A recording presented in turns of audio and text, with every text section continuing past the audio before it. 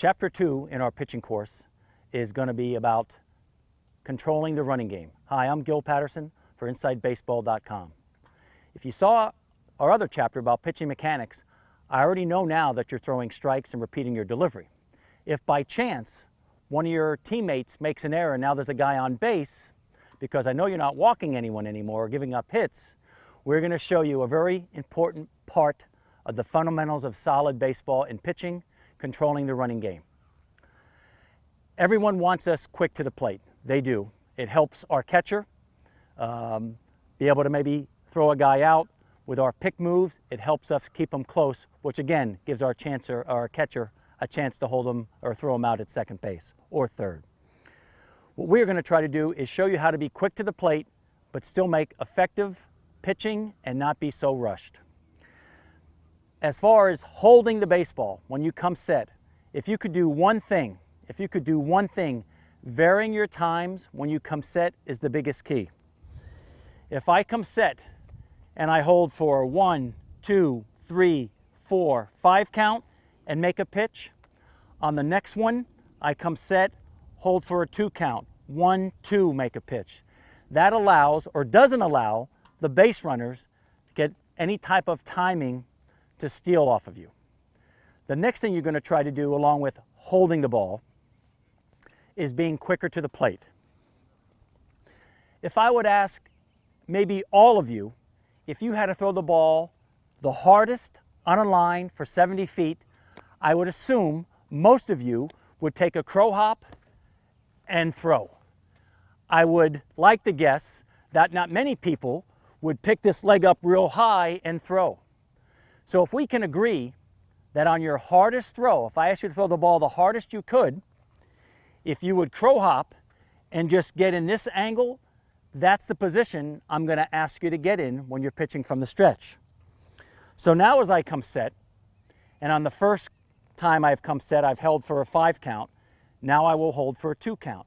And when I make my pitch, I will just barely turn this left knee in. You almost pinch your privates together. This knee comes back just a little bit. You show your butt cheek to the hitter. The hands separate and you make your pitch. And what happens is people don't work on being quick to the plate when they throw their normal bullpens. What you should try to do is, let's say you throw a 30-pitch bullpen. I would like maybe 15 or 20 pitches to be quick to the plate. So you get that rhythm, you get that tempo that'll help you make quality pitches whether you're quick or not. And ultimately, being quick to the plate, varying your times, whether there's a runner on first and or second, will help you tremendously in controlling the running game. Another way to help control the running game is your pick moves. The first thing we're going to talk about in your pick moves to first base and to second is your arm action. As I come set, if I could almost for a second pretend that my third baseman rolled me a ground ball and I had to throw to first base, I would want my arm to be short. So as I would catch it, as I would turn to throw, my arm comes from hand separation right to my ear and my throw to first base. As I come set, my arm doesn't go down, up, and through. You want to try to be as quick as you can. Come set, as I go to turn, hand right to my ear, and my throw to first base. Now, to coincide with my arm action, you also want footwork. It's important that they both work together. Now as I come set, I want my right foot to come up and almost gain ground to first base. I don't want it to step on the other side or outside. I actually want it, again, going back to if I was going to catch a ground ball, I would catch it, take that step, and throw to first base.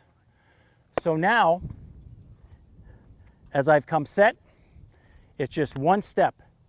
It's step and then throw. I do not want both feet jumping together. That's not good. It's got to be right, left. It has to be right, left. So now I've come set. I'm going to hold for a 5 count, which will really help. And now when I throw, I actually try to gain ground a little bit to first base with my right foot.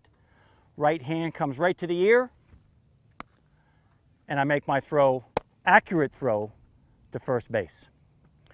In going to second base, basically, we do the same thing. You really have to control your arm action. You have to control your front foot and really be balanced. So now as I come set,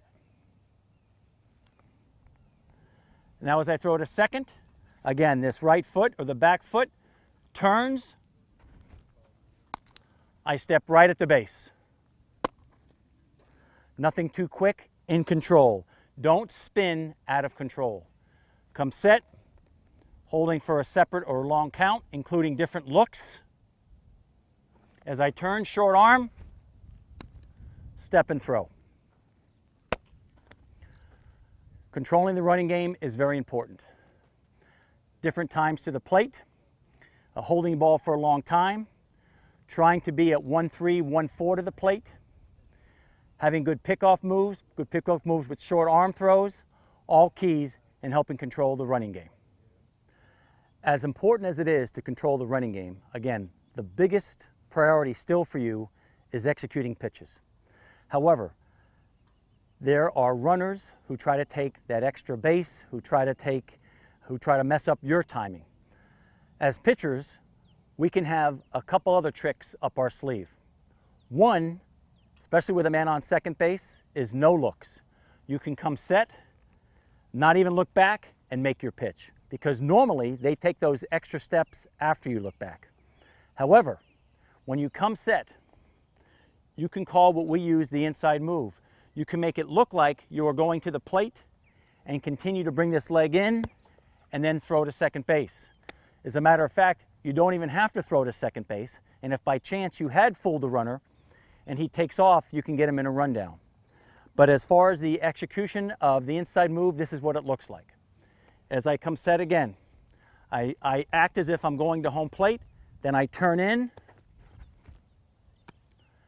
and if I have to throw, I might have to shuffle down the mound a little bit. So again, as I come set, inside move, pick that leg up when it looks like I'm going to pitch, and I just continue it, and I get him in a rundown or make the throw or hold it. Now, moving on to third base. We can turn this around any way we'd like. This pick is a right-handed pick to third base. It can also be a left-handed pick to first base. The biggest key here is making sure that the shoulders and the upper half looks like you're going to home plate, but the bottom half does have to move towards the base you're throwing to. In this case, third base. In the left-hander's case, first base. As I come set, if I go home, these shoulders would look like this, and I would go home. Now as I go to third base, I still want my shoulders to look like I'm going to home plate. That move right there is a balk because I stepped towards home plate. So now, same thing again. I'm stepping to home plate, but now the base runners see my shoulders throwing to home. Now I will step halfway between third and home with the bottom half, trying to keep the top half going to home plate. That is not a balk there. I follow my throw. As a matter of fact, on that throw right there, I picked off 2 high school kids over at third base for us. Again, the biggest key is making sure that the top half, you are trying to convince the base runner that you are going home. The bottom half does have to slide a little bit towards halfway between third and home. There is one other pick that you can use at third and at first base as a left-hander. I do not like a whole lot the step off and the sidearm throw, but that's just from a pitching person who's care about the arm is so much. What I do like is, as you get your sign and you're coming set to turn and throw over, as maybe the base runner starts to get their extra lead. So as I get my sign, instead of coming all the way set, I come halfway set, and as the hands come down, I just continue and throw to my third base or first base. Controlling the running game, just another piece of making you a complete pitcher.